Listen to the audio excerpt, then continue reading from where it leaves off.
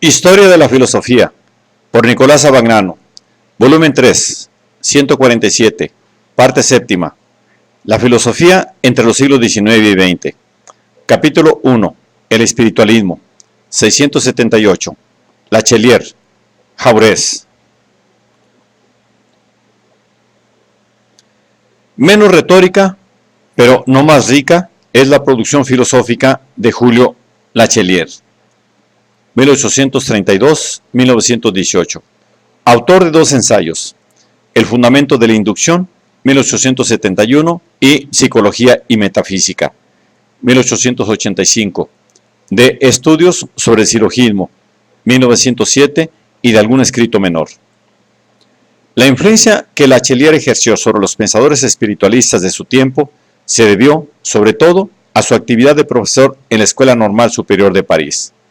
Los temas de su filosofía no tienen nada de original.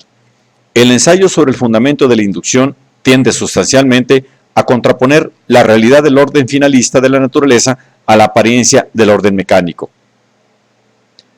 La naturaleza fundada en la ley necesaria de las causas eficientes tiene una existencia puramente abstracta, idéntica a la ciencia de la que es objeto. La naturaleza fundada en la ley contingente de las causas finales tiene una existencia concreta, que se identifica con la función misma del pensamiento. Pero la misma existencia abstracta es concebible, solo tomando por base la existencia concreta.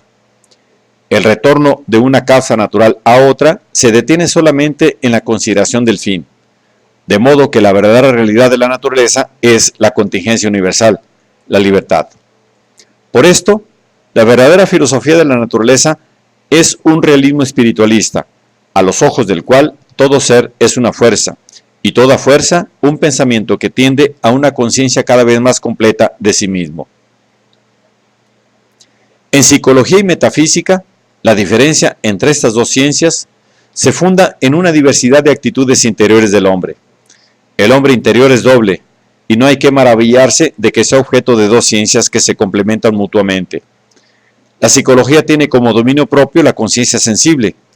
Conoce el pensamiento solo por la luz que irradia sobre la sensación. La ciencia del pensamiento en sí mismo, de la luz de su fuente, es la metafísica.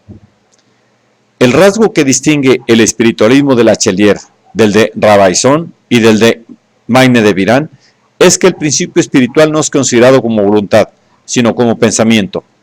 Esto es, como actividad que se objetiva en la realidad existente para retornar a sí misma como pura conciencia. El pensamiento que no pusiese espontáneamente el ser concreto sería abstracto y vacío.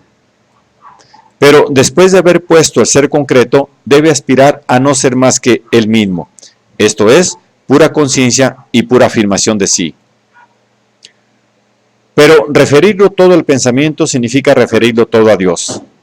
El espiritualismo tiene en Lachelier el mismo tono religioso que en los demás espiritualistas. En sus cursos inéditos de la Escuela Normal expresó claramente esta religiosidad. La conclusión de la filosofía de la naturaleza es que la realidad del mundo es Dios. La conclusión de la filosofía del hombre es que todo lo que hay de real, de espiritual, de inmortal en el hombre es Dios. En el espiritualismo se inspira también el más eminente representante del socialismo francés contemporáneo, Juan Jaurès, 1859-1914, quien, en su obra La realidad del mundo sensible, 1891, sostuvo la íntima unión entre Dios, por un lado, y el hombre y el mundo, por otro. El nexo de esta unión es la conciencia, y Dios mismo es conciencia absoluta. Llamó conciencia absoluta a la fuerza de unidad omnipresente, en la cual todas las conciencias individuales participan necesariamente cuando dicen yo. El yo particular del hombre no se identifica nunca, sin embargo, con el yo infinito de Dios. El yo absoluto, perfecto, eterno y divino, nos es exterior y superior, al mismo tiempo que nos es interior. Jaurès intenta conciliar este espiritualismo con el materialismo económico de Marx. Admite, con Marx, que los ideales son el reflejo en el cerebro humano de los fenómenos económicos, pero añade que hay también el cerebro humano y por tanto la preformación cerebral de la humanidad. Así, el desarrollo de la humanidad hacia el socialismo será sin duda determinado por las fuerzas económicas, pero a condición de que existan ya en el cerebro, con el sentido estético, la simpatía imaginativa y la necesidad de unidad, las fuerzas fundamentales que intervienen en la vida económica.